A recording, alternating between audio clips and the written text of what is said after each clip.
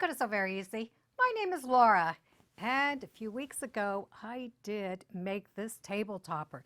It had some embroidery files on it and just some simple blocks to make this table topper. Well, today I do want to get it quilted, and I'm going to be doing it on my domestic machine. But I'm going to be using two different feet.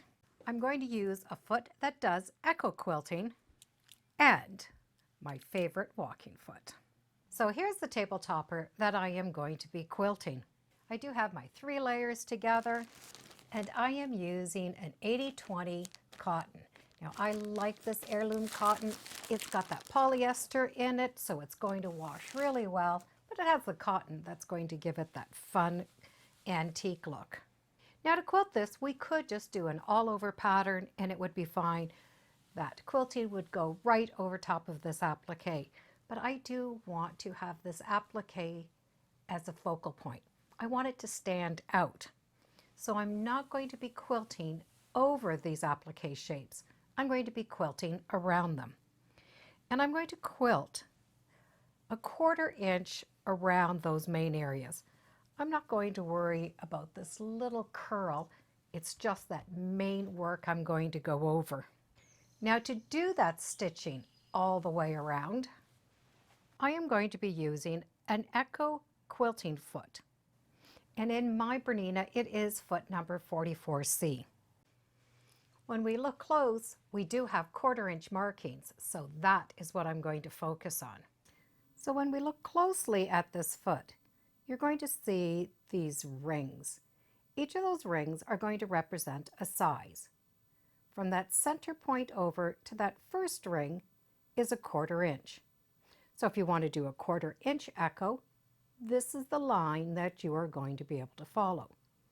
So from that needle over to that first ring is a 1/4 inch. My Bernina 990 does have a laser light, so I'm going to use that as well. To start with, I always like to pull up my bobbin thread. Now this is a form of free motion quilting, so the feed dogs are down. So I'm going to be using my hands to control the speed. But I still like to slow it down just a bit, and I do wear gloves. So I'm going to firmly hold that fabric and go around.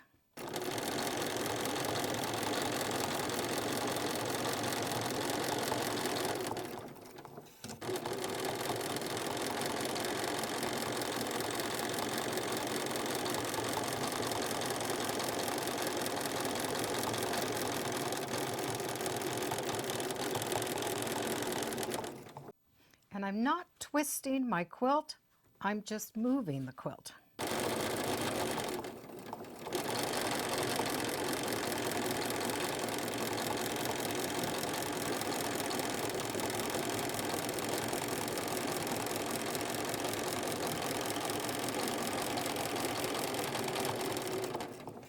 So I end right where I have begun, but for the cherries, I'm going to stitch down here, over, and stitch up.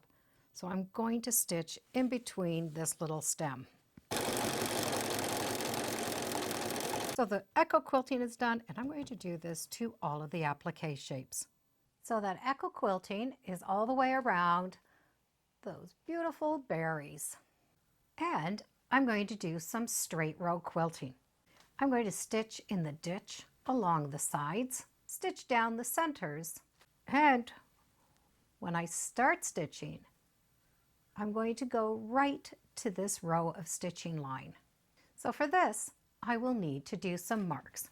So I would recommend using a marking pencil that's going to fade or is going to wash out.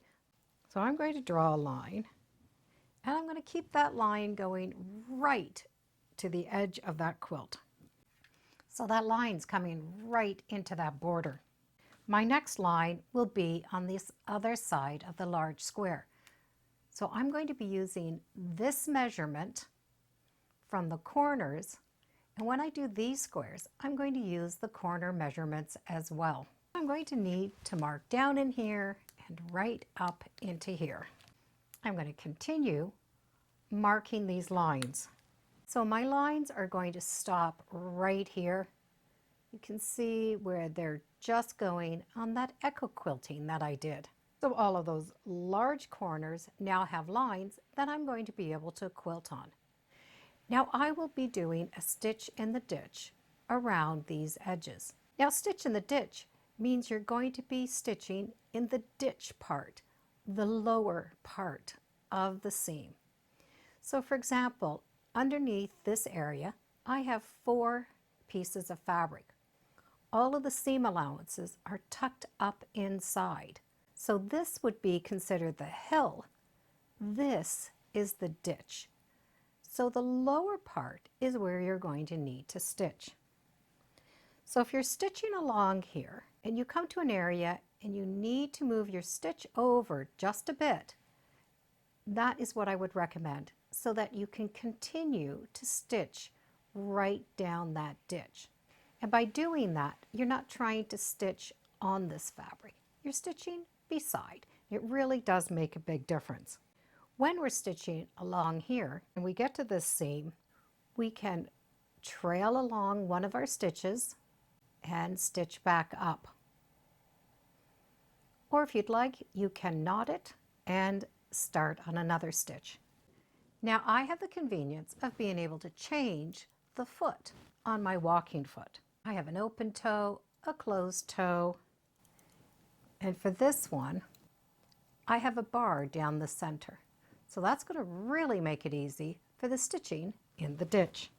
So that bar is going to follow along this higher part, and I'm going to stitch right along that ditch. So you can see here where I was stitching and I stopped. I did knot the thread instead of trailing. Here's an area where I came up, back down, went here, and then down. The idea is just leaving this 1/4 inch free from stitching. And this is the area where we have that stitch in the ditch. So this is the hill and this is the ditch.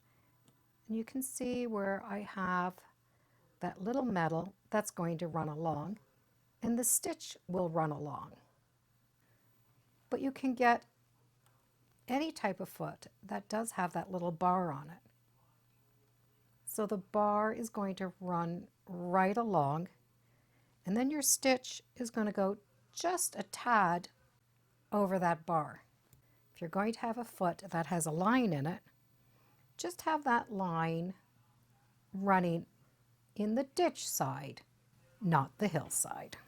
Now that the marks are gone, you can really see where that straight line quilting is just adding dimension. It's not taking away from the design, but it's not adding a lot either. It's just giving us that soft dimension.